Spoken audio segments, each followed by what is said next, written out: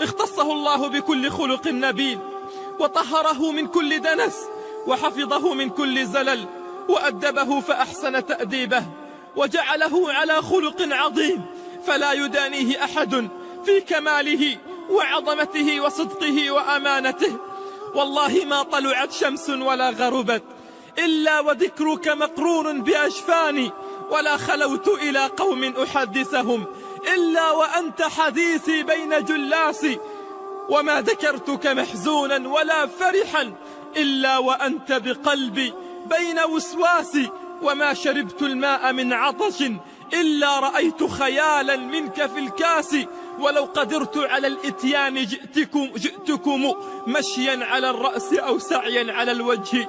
إنه رسول الله صاحب الوجه الوضاء والطهر والقداسة والبهاء، أعظم استنارة وضياء من القمر ليلة البدر، يفيض سماحة وبشرا ونورا وسرورا، كل من رآه عرف صدقه في وجهه، ما كان عابسا ولا مكشرا، كان أشد حياء من العذراء في خدرها. يقول أنس رضي الله عنه وهو يصف الحبيب المصطفى صلى الله عليه وسلم وقد عاش سنين حياته خادما له، يقول: ما مسست حريرا ولا ديباجا ألين من كف رسول الله صلى الله عليه وسلم، كان يعرف بريح الطيب إذا أقبل، كان أحسن الناس خلقا وأكرمهم وأتقاهم، كان يمشي مع المساكين، تأخذه الجارية الصغيرة فينطلق معها لقضاء حاجتها، يصور الأنصار ويسلم على صبيانهم، يأتي ضعفاءهم ويعود مرضاهم، كان يشهد الجنائز، يجلس ويأكل على الأرض، يعقل الشاة فيحلبها، يخصف نعله ويخيط ثوبه ويخدم أهله، كان يبيت طاويا لا يجد عشاء، بل تمر به الليالي الطوال لا يجد ما يملأ به بطنه من التمر الرديء، يعصب الحجر على بطنه من الجوع، يقبل الهدية ولا يأخذ الصدقة، كان أشجع الناس يتقى به في الحروب والقتال، وكان أرحم الناس، يمتلئ عفوا وصفحا وكرما وجودا، تمر به الهرة فيسقي لها الإناء فتشرب منه، عظيما في أخلاقه، عظيما في آدابه، عظيما في شمائله. ألم ترى أن الله خلد ذكره إذ قال في الخمس المؤذن أشهد؟ ألم ترى أن الله خلد ذكره إذ قال في الخمس المؤذن أشهد؟ وشق له من اسمه ليجله، فذو العرش محمود وهذا محمد. اسمع إلى شهادة للتاريخ. يقول مايكل هارت في كتابه الخالدين المائح، هذا الكتاب الشهير والذي اختار محمدا صلى الله عليه وسلم ليكون في أول هذه القائمة، يقول: لقد اخترت محمدا صلى الله عليه وسلم في أول هذه القائمة لأنه هو الإنسان الوحيد في التاريخ الذي نجح نجاحا مطلقا على المستوى الديني والدنيوي، لقد دعا إلى الإسلام فأصبح قائدا سياسيا ودينيا وعسكريا. يقول: ومحمد كان قوة جبارة لا يستهان بها. يمكن أن أقول أن محمدا هو أعظم زعيم سياسي عرفه التاريخ. نعم، إنها شهادتهم بألسنتهم. حين جاء أبو جهل إلى أصحابه يسألهم، يقول لهم: هل ما زال محمد صلى الله عليه وسلم يعفر رأسه بينكم؟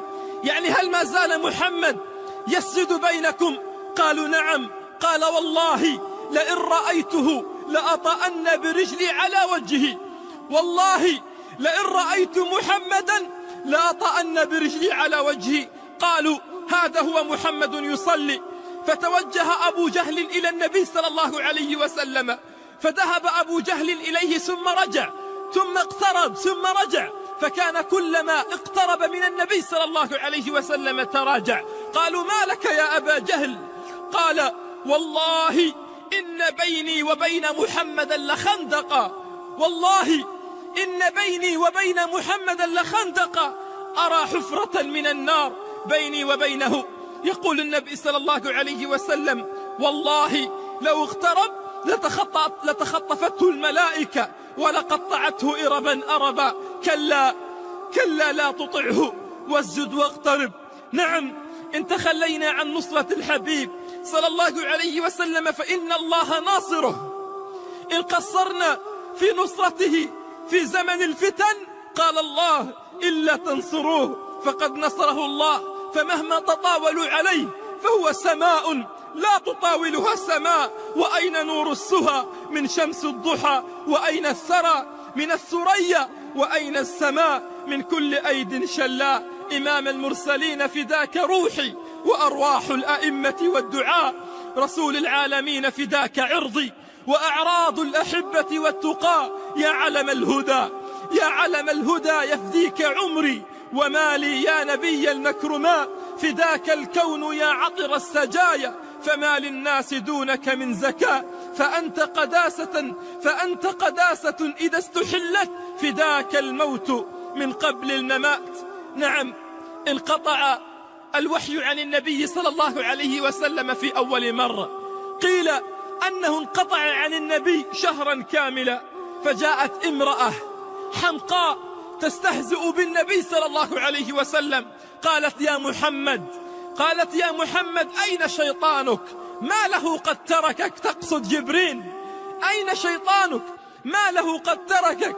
فحزن النبي صلى الله عليه وسلم حزنا شديدا فأنزل الله قوله والضحى والليل إذا سجى ما ودعك ربك وما قلى. ليخبر الله نبيه إن كانت الأمة قد التهت بالمنكرات وقد التهت بالمعاصي وقد التهت بالكرة وقد التهت بالغناء. والضحى والليل إذا سجى ما ودعك ربك وما قلى. وللآخرة خير لك من الأولى ولسوف يعطيك ربك فترضى. نعم ما أقسم الله في قرآنه ببشر أبدا. قد يقسم الله بالقمر، قد يقسم الله بالشمس، قد يقسم الله بالضحى، بالزمان، بالمكان، لكنه ما أقسم لبشر إلا لنبينا صلى الله عليه وسلم. قال الله لعمرك إنهم لفي سكرتهم يعمهون. نعم أقسم الله في قرآنه لنبيه صلى الله عليه وسلم. نعم دلالة على أن نبينا صلى الله عليه وسلم سماء لا تطاولها سماء. نعم وقد سب النبي وقد شتم أعظم البشر في زماننا. من الذين يبيتون سكارى وينامون جيفا أعزكم الله. أحقر البشر يتطاولون على سيد البشر محمد صلى الله عليه وسلم. فداك آباءنا وأمهاتنا يا رسول الله. نعم يقول ثابت البناني لأنس رضي الله عنه يقول له يا أنس أعطني عينيك التي رأيت بهما النبي صلى الله عليه وسلم لأقبلها. بل انظر إلى خبيب الذي وضع ليقتل، وضع ليصلب للقتل، فيقول له أعداء الله أترضى أن يكون محمدا مكانك وتذهب لأهلك لتكون بينهم معافى؟ قال لا والله ولا شوكة يشاكها رسول الله صلى الله عليه وسلم. وكيف بهذا الزمان حين يرسم ويمثل أعظم البشر ولا ترى عينا ترى ولا تسمع أذنا تسمع. نعم انظر إلى هذا الصحابي الذي جاء يوم أحد ليقف ترسا أمام النبي صلى الله عليه وسلم ليقول له نحري دون نحرك يا رسول الله، صدري دون صدرك يا رسول الله، لنحري دون نحرك. ما أعظمها من نصرة للنبي صلى الله عليه وسلم الذي بكى يوما شوقا لإخوانه. قالوا يا رسول الله ألسنا إخوانك؟ قال بل أنتم أصحابي، أما إخواني هم قوم يأتون من بعدي يؤمنون بي ولم يروني. نشهدك يا رسول الله أننا لم نراك ولكننا أحببناك، ولكننا آمنا بك، ولكننا نتوق شوقا بك. ووالله لو استطعنا فداك لفديناك بدمائنا وأموالنا وأولادنا وكل ما نملك يا رسول الله. لكن أين الحكام وأين الحكومات وأين الدول المسلمة وأين أمة الإسلام من نصرة نبيها؟ إذ كانت أمة محمد قد تركت محمدا، إن كانت أمة محمد قد تركت نبيها وتركت زعيمها وقدوتها والتهت في تخريج أفواج الفنانين والفنانات، والتهت في حفلات ملكات الجمال، والتهت في حفلات كرة القدم والمونديال. أين هم من نصرة نبيهم صلى الله عليه وسلم؟